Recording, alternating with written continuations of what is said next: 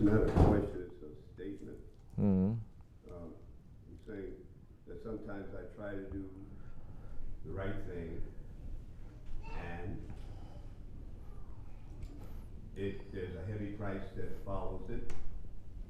It's like I did the wrong thing. And so I look at it, and I see that, yeah, actually, it's a pride thing that I did.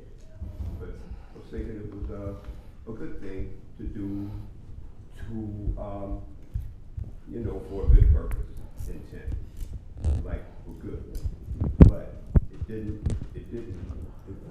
be that. It turned out to be a pride thing that I had no idea it existed like that. None whatsoever. I think that was like that. As a matter of fact, my thought was that, this is interesting. Let me see what the WAS is saying. The WAS is saying right after that incident, yes, it's pride. You have lots of pride. It couldn't be good because there was pride in it. And it was so hidden. I didn't see it until the WAS. Up until the WAS, it was like some kind of smugness, like, okay, yeah, I got this good thing going on and nobody is recognizing it. But the WAS was saying, no, it's total pride that you have. And then I looked at it and I could see, yeah, good grief. How can I run to fix it? So I'm thinking of ways. You are running to fix it.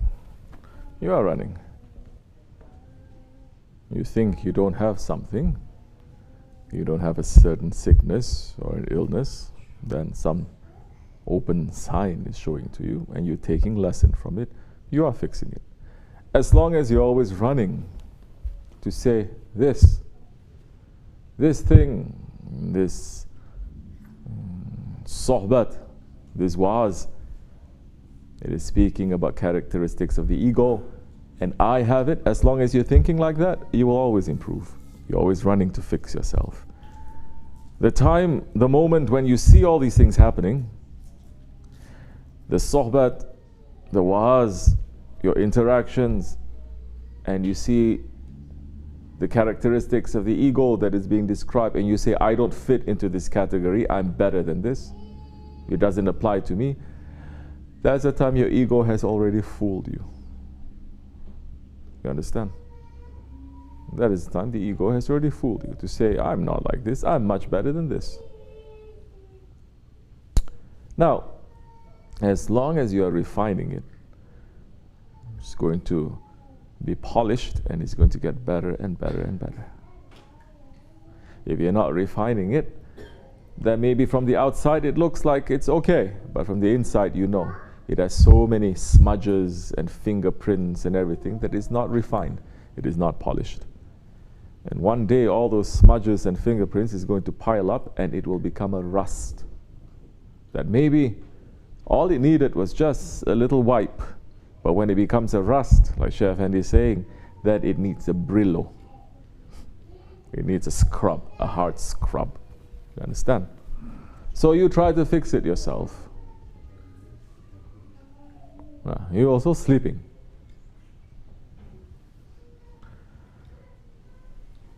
So you have to fix yourself. Now, you are doing something. If the man, he is sure of his intentions, if he's looking at his intentions every time, intentions of what? Intentions of doing things. You're praying. I'm praying for the sake of Allah. That's why they say to make a niyat, to make an intention, it is farz, to make an intention. If you don't make an intention, then it's not going to be so good for you. If you don't make an intention, the good things that you are doing, it may become bad. If you don't make a good intention, the things that you are doing, it may be kidnapped by your ego and by shaitan. So many people thinking they are doing good, but they're not really examining why they're doing it, the intention of doing it. And evil people, they just use them, correct? So you have to use your intelligence, and faith must teach us to become aware and awake to the tricks and the traps of our ego and of shaitan. This is beyond dogma. This is beyond religion. You cannot say, no, I don't believe that. That is not in my religion. Whatever that we've said, it fits into every religion. It fits into every spirituality. It fits into every intelligence. Which is why they say Sufism, now it is the undercurrent of all belief systems. So now, you are examining your actions. You are praying and you say, I'm praying for the sake of Allah. Then pride enters when you're praying. They say, oh, I'm praying so good, better than others. Once you start saying that you are better than others, then that's the time your pride has entered, your ego has entered. Now, does that mean you're going to make a show, like some people, some systems, some traditions, they make a show? You have to be so humble. You're praying, you have to look humble, you have to wear humble clothes, you have to always look sad. That is also a show. Who is it in between? You and your Lord, correct? Why you have to show? Why you have to show people that you are humble? So that people will say to you, oh, mashallah, what a humble person. So that means still, you are not doing it for your Lord, you're doing it for others around you. Who cares which people, everyone believes one thing or another about you. Who cares who says anything? If you are clear with your Lord, the intention that you are doing it for your Lord, who cares what people think? You cannot please Allah and please this dunya at the same time. You cannot. You please Allah, then those ones who are pleased with Allah, including this dunya, He will run after you. He will make it easy for you to live in this world. Understand?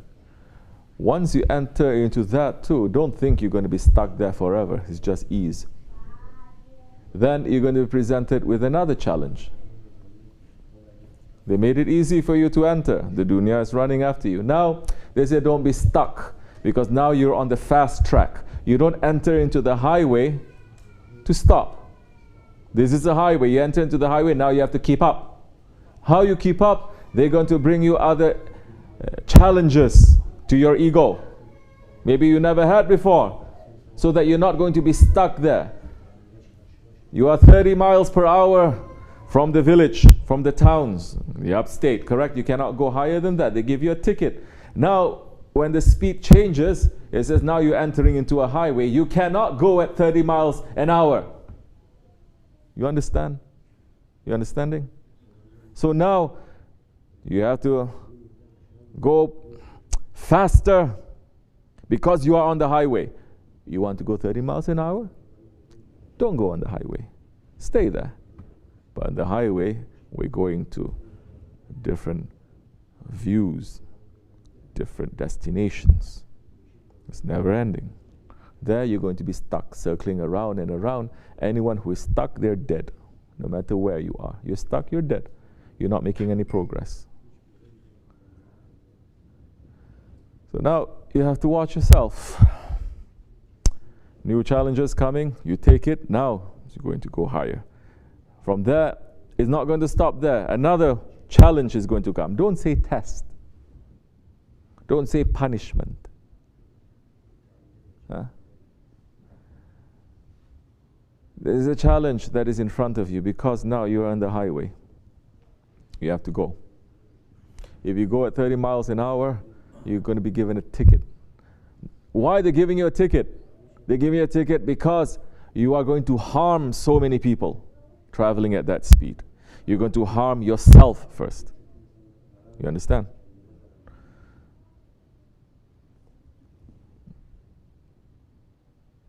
So now you're doing something.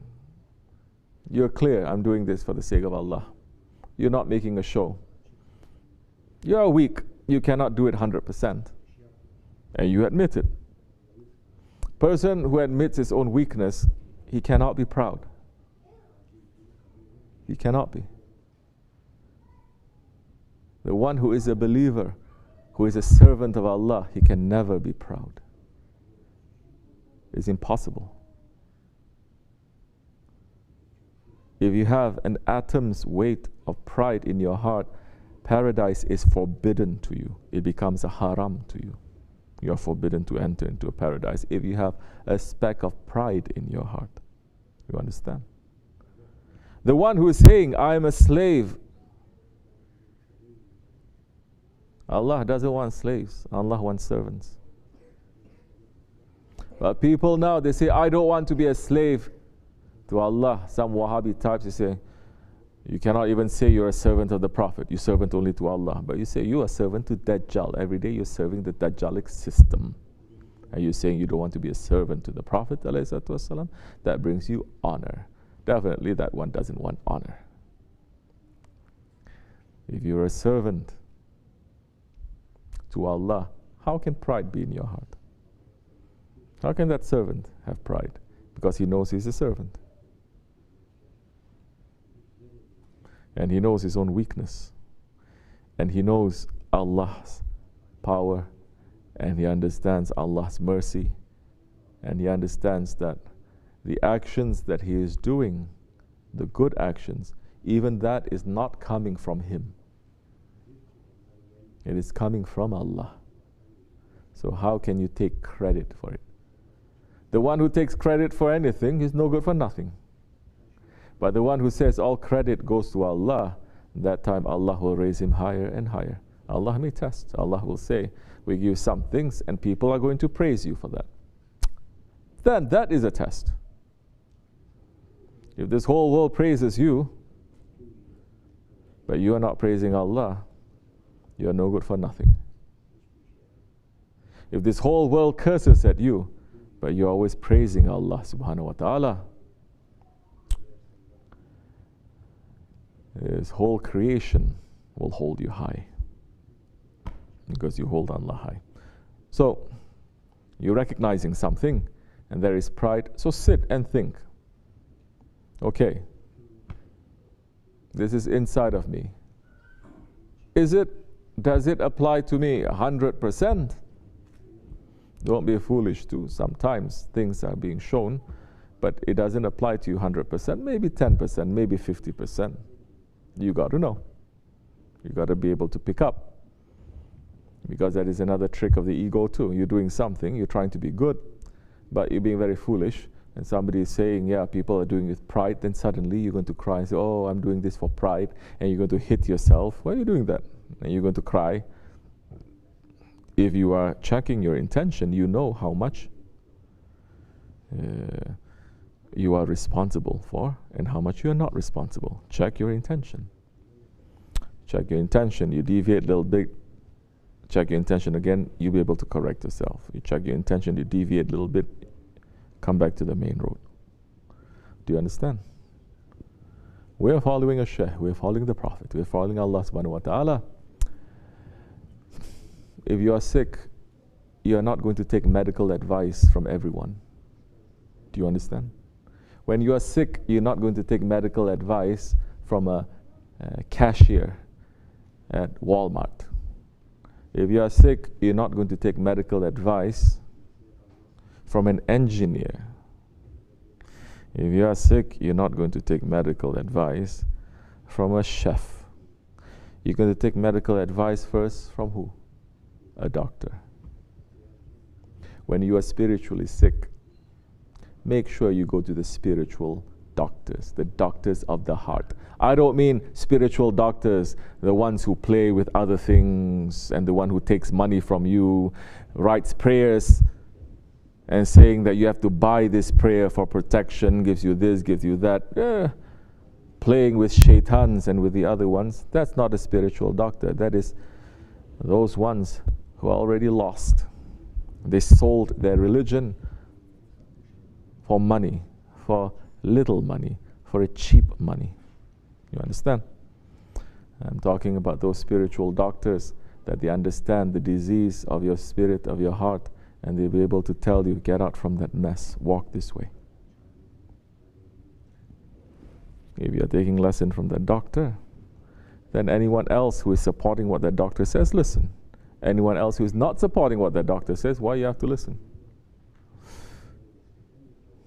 Inshallah, may our Shaykh's hand always be on top of us. He is our doctor. Amin Allahu tawfiq al-Fatiha.